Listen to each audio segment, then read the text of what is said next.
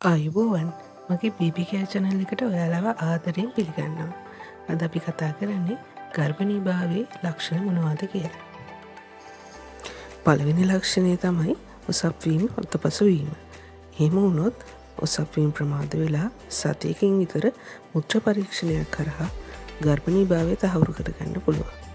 ඊළඟ ලක්ෂණය තමයි යටිබඩේ කැක්කුම සහ ලී ස්වල්පයක් පිටවීම.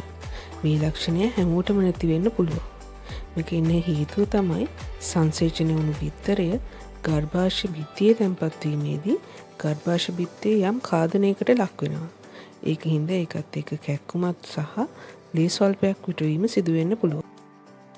ඊළඟ ලක්ෂණය තමයි කොතරම් විවේක ගත්තත් සුව නොවන දැඩි මහන්සි ගතිය.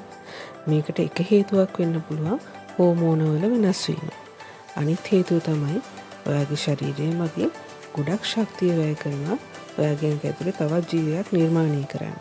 ඉතින් මේ ශරීරයට විවේකය අවශ්‍ය හින්දා ඔයාට මේ වගේ රෝග ලක්ෂණ ඇති වෙන්න පුළුවන්.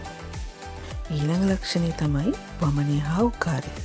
ගර්භණී කාලයේදී ඇඟේ තියෙන හෝමෝන මට්ටම ශීඝ්‍රයෙන් වෙනස් වෙනවා. ඒකින් හින්දා මේ හෝමෝන වෙනස් වීම ශරීරයට ආගන්තුකයි. මේ ශරීරයට මේක හුරු වෙනකම් වමනය, උකාරය ශරීරයේ අපහසුතාව ඇති වෙන්න පුළුවන්. ගොඩක් අයට සති 5-6 වෙනකොට මේ වගේ තත්ත්වයක් පටන් අරගෙන මුල් මාස 3 අවසන් වෙනකොට මේ තත්ත්වයන් සුව වෙනවා. හැබැයි සමහරුන්ට මුළු ගර්භණී කාලය පුරාවටම මේ තත්ත්වය පවතින්න පුළුවන්. ඊළඟ ලක්ෂණය තමයි නිතර මුත්‍රා කිරීමට අවශ්‍ය වීම. මේකට හේතුව තමයි ගර්භණී කාලයේදී ඇඟේ තියෙන ලී පරිමාව 40%ක් 50ක් වගේ ප්‍රමාණයකින් වැඩි වෙනවා. ඉතින් වකුගඩු වලට යන ලී ප්‍රමාණයත් ඒකින් හින්දා වැඩි වෙනවා. ඒකින් හින්දා මුත්‍රා පිරෙන ප්‍රමාණයත් වැඩි වෙනවා. පියුර වල සංවේදී බව වැඩි වීම කියන්නේ තවත් ලක්ෂණයක්. මේකට හේතුවත් හෝමෝන වල වෙනස් වීම තමයි. මේකත් එක්ක තනපුඩුව වටේ තියෙන ඇරියෝලා කියන තද කළු පැහැති ප්‍රදේශයේ විශාලත්වයක් වැඩි වෙනවා. මලපැත්තේ හා බඩේ පුරවා දැමූ ගතිය තමයි ඊළඟ ලක්ෂණය වෙන්නේ. මේකට හේතුව තමයි ප්‍රොජෙස්ටරෝන් හෝමෝනය. මේ හෝමෝනය මගින් බඩවැල් වල ක්‍රියාකාරී වන වේගය අඩු කරනවා. ඉතින් මල පහ පිටවන සහ වාතය පිටවීම හොරයි.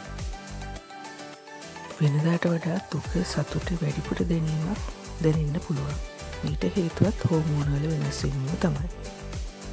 ගර්භණී වීමත් එක්ක ගර්භාෂයේ ඇති ලේ ගමනාගමනය වැඩි වෙනවා. මේ හින්දා යෝනි මාර්ගයේ ශ්‍රාවයන් වැඩි වීමත් සිදු වෙනවා. ඒක නිසාම යෝනි මාර්ගය ආශ්‍රිතව දිලීර ආසාදන ඇතිවීමේ අවදානමත් වැඩි වෙනවා. අවසාන ලක්ෂණය තමයි නින්දට බාධා ඇතිවීම. මේකට හේතු ගොඩක් තියෙන්න පුළුවන්. එකක් තමයි හෝමෝන වල සිදුවෙන වැඩිවීම. අනික තමයි රාත්‍රියේදී නිතර මුත්‍රා කිරීමට අවශ්‍ය වීම. ඉතින් මගේ මේ වීඩියෝ එක ඔයාලට වැදගත් වුණා නම් ලයික් කරලා, ෂෙයා කරලා, සබ්ස්ක්‍රයිබ් කරන්න අමතක කරන්න එපා. නැවතත් මේ වගේ වීඩියෝ එකකින් හමු වන තුරු ඔයාලට සුබ දවසක්.